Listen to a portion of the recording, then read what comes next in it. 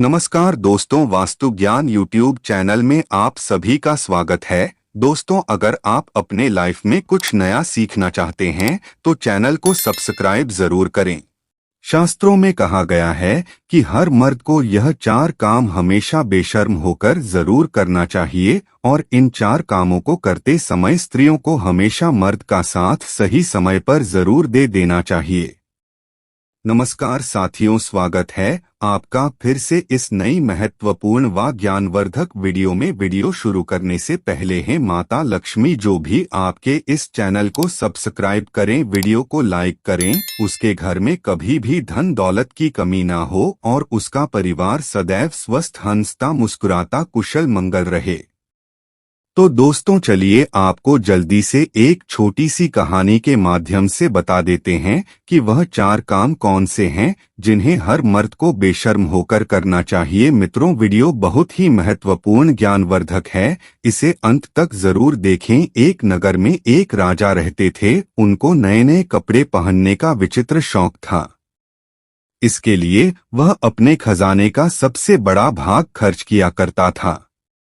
वह अपनी प्रजा पर बिल्कुल ध्यान नहीं देता था। वह दुनिया के कोने कोने से सुंदर और बहुमूल्य कपड़े मंगाता और बहुत अच्छे दर्जी से सिलवाकर पहनता था, परंतु बढ़िया से बढ़िया कपड़ा भी एक बार पहनने के बाद दोबारा कभी नहीं पहनता था। राजा के इस व्यवहार से राज्य की आर्थिक दशा पर बुरा प्रभाव पड़ रहा था।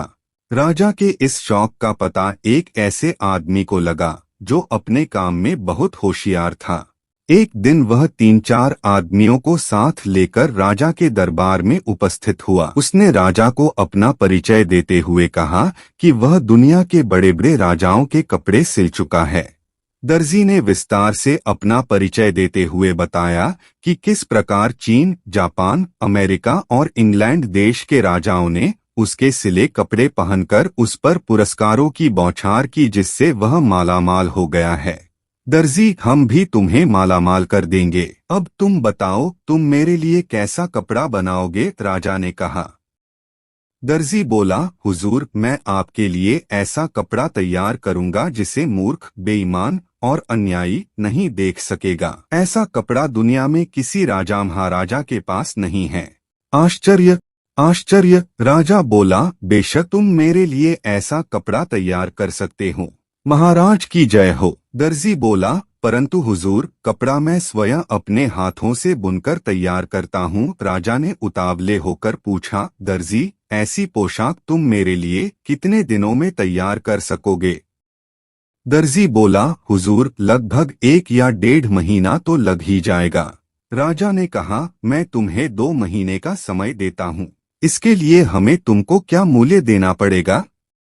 दर्जी बोला, हुजूर, 50,000 रुपए पहले दे दीजिए और 1 लाख कपड़ा पसंद आने पर दीजिएगा। उसी क्षण दर्जी को 50,000 रुपए देकर कपड़ा तैयार करने के लिए एक अलग जगह की व्यवस्था करा दी गई। दर्जी अपने 3-4 आदमियों को लेकर उस जगह आराम से समय काटने लगा। कुछ दिनों बाद राजा ने अपने एक दरबारी को दर्जी के पास भेजा। दरबारी वहां पहुंचा और देखा कि वे सब बड़े आराम से सो रहे थे। दरबारी ने दर्जी को जगाकर पूछा, कितना कपड़ा तैयार हो गया? राजा ने मुझे देखने के लिए भेजा है। दर्जी एकदम चौंक कर उठा और बोला, आइए, मैं आपको दिखाता हूं कि कितना कपड़ा तैयार हो चुका है। दर्जी ने एक अलग कमरे में दरबारी को ले जाकर करघे पर कपड़ा बुनने का अभिनय करके दिखाया। देखिए, कितना सुंदर कपड़ा बुना जा रहा है। किंतु दरबारी को तो वहां ना कपड़ा, ना करघा, कुछ भी दिखाई नहीं दे रहा था।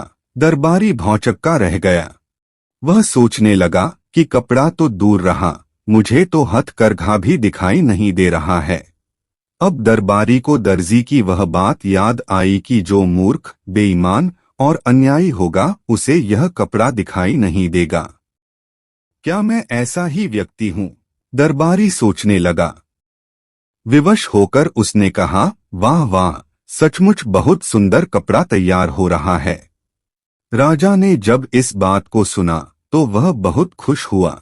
उसने दर्जी और कारीगरों की सुविधाओं को और बढ़ा देने का हुक्म दे दिया।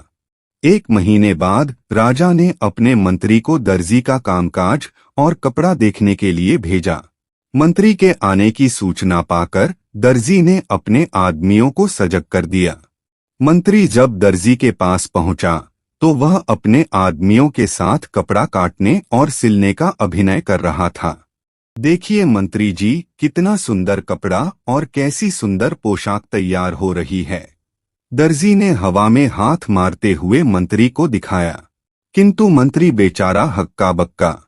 उसने देखा कि दर्जी कैंची चला रहा है पर कपड़ा है ही नहीं। एक कारीगर सुई से सिलने का काम कर रहा है परंतु उसके हाथ केवल अभिनय कर रहे हैं। न सुई दिखाई दे रही है और न धागा न कपड़ा। मंत्री ने सोचा, मुझे कुछ दिखाई क्यों नहीं दे रहा है। उसे दर्जी की बात याद आई, जो मूर्ख, बेईमान और अन्यायी होगा उसे यह कपड़ा दिखाई नहीं देगा। उसने सोचा, क्या मैं मूर्ख, बेईमान और अन्यायी हूँ? यदि राजा को यह पता चल जाएगा तो वह मुझे फांसी पर लटकवा देगा। विवश होकर मंत्री ने भी दर्जी की हाँ में हाँ मिलाई। वाह वाह, सचमुच बहुत सुंदर कपड़ा है यह। दर्जी के पास से लौटकर मंत्री ने राजा को बताया, सचमुच ऐसा सुंदर बहुमूल्य कपड़ा ना मैंने कभी देखा था ना कभी सुना था। यह सुनकर राजा बहुत खुश हुआ। दूसरे दिन दर्जी पोशाक तैयार करके दरबार में उपस्थित हुआ। आइए महाराज, पहनिए यह पोशाक, कितना सुंदर और बहुमूल्य कपड़ा हमने आपके लिए तैयार किया है। राजा भी भौंचक्का, क्योंकि उसे कोई कपड़ा दिखाई ही नहीं दे रहा था। उसने सोचा, क्या मैं मूर्ख, बेईमान और अन्यायी हूँ? विवश होकर उसने भी वही कहा जो मंत्री और दरबारी ने कहा था। सचमुच ऐसा कपड़ा मैंने ना कभी देखा था ना कभी पहना था। दर्जी ने राजा को शीशे के सामने खड़ा करके उसके सारे कपड़े उतरवा दिए और राजा को नई पोशाक पहनाने का अभिनय करने लगा। ही वह बटन बंद करता, कभी कॉलर सीधा करता। देखिए महाराज, कैसी सुंदर पोशाक है। सारे दरबारियों के बीच शीशे के सामने खड़ा राजा दर्जी की हाँ में हाँ मिलाते हुए बोला, सचमुच ऐसा सुंदर कपड़ा पहले ना कभी देखा था और ना कभी पहना था। राजा ने तुरंत 1 लाख रुपए दर्जी को और देने का हुक्म दिया। दर्जी रुपए लेकर अपने आदमियों सहित 9-2-11 हो गया। राजा नए कपड़े प्रजा को दिखाने के लिए एक बड़े जुलूस का प्रबंध किया गया। सारी प्रजा राजा के नए कपड़े देखने के लिए बड़ी उत्सुक थी। राजा को रथ पर खड़ा करके प्रजा को दिखाने के लिए सवारी निकाली गई। आगे बढ़ता गया।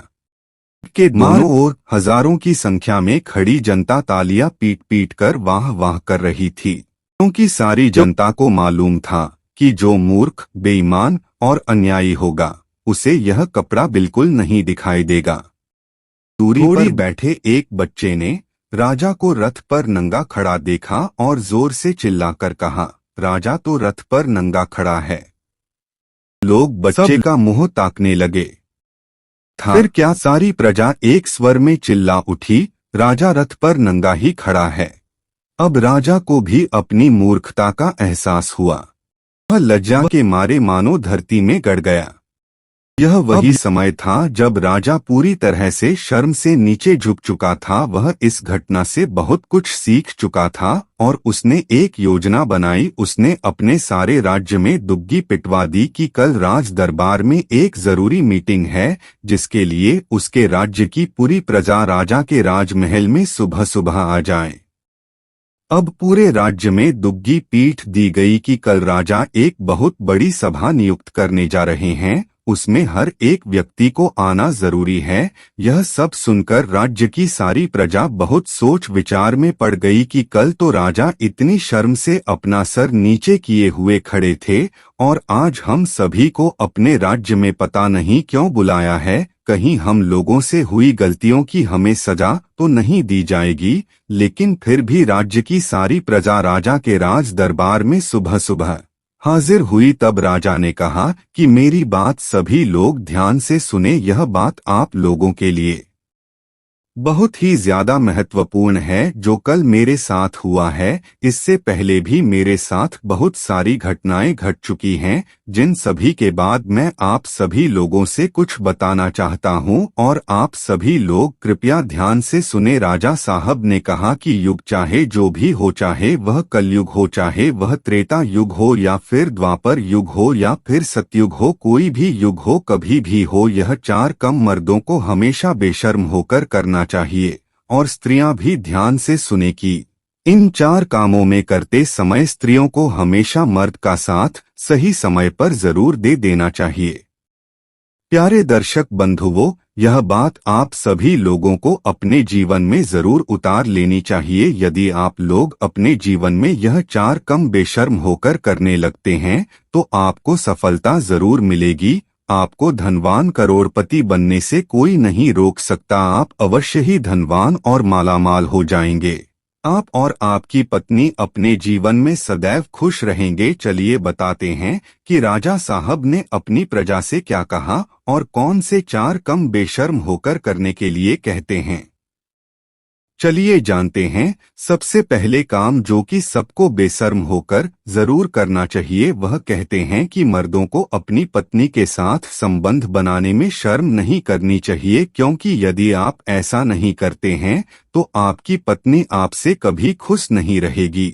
क्योंकि जब आप पत्नी को संतुष्ट नहीं कर पाएंगे तो फिर आपका शादीशुदा वैवाहिक जीवन खतरे में पड़ सकता है और आपकी पत्नी किसी गैर मर्द से गलत काम करने के लिए मजबूर हो जाएगी और वह ऐसा कर भी सकती है।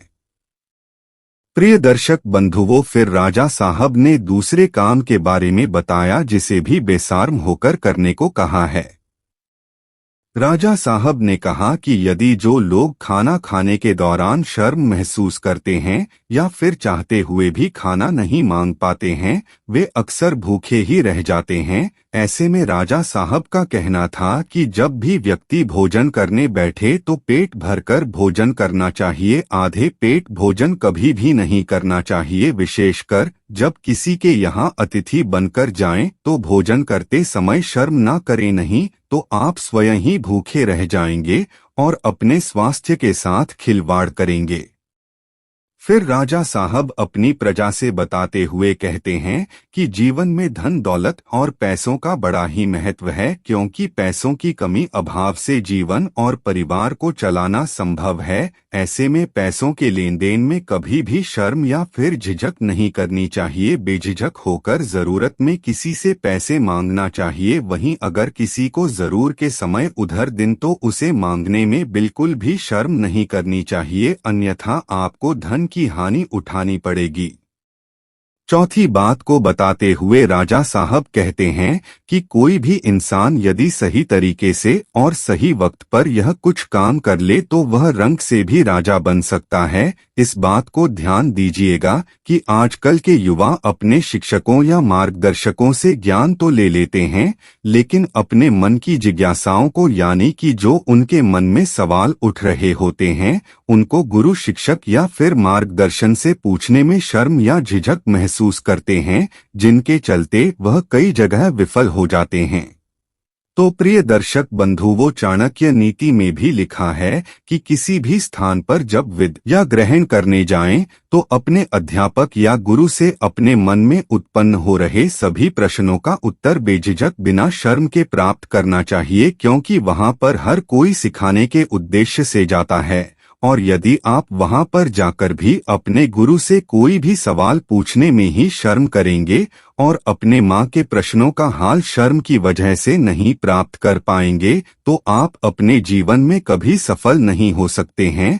तो इसलिए अपने मन में उत्पन्न हो रहे सभी सवालों का जवाब बेझिझक होकर किसी भी गुरु शिक्षक या फिर मार्गदर्शन से पूछ लेना चाहिए, क्योंकि वहां हम सीखने के उद्देश्य से जाते हैं।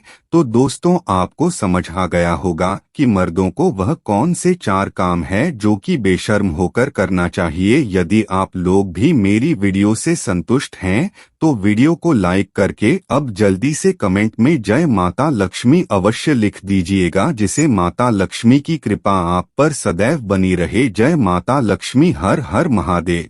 तो दोस्तों, यह जानकारी आपको कैसे लगे, आप हमें कमेंट करके जरूर बताएं। वीडियो पसंद आए तो वीडियो को लाइक करें और हमारे वास्तु ज्ञान यूट्यूब चैनल को सब्सक्राइब जरूर करें। वीडियो देखने के लिए आप सभी का बहुत बहुत धन्यवाद।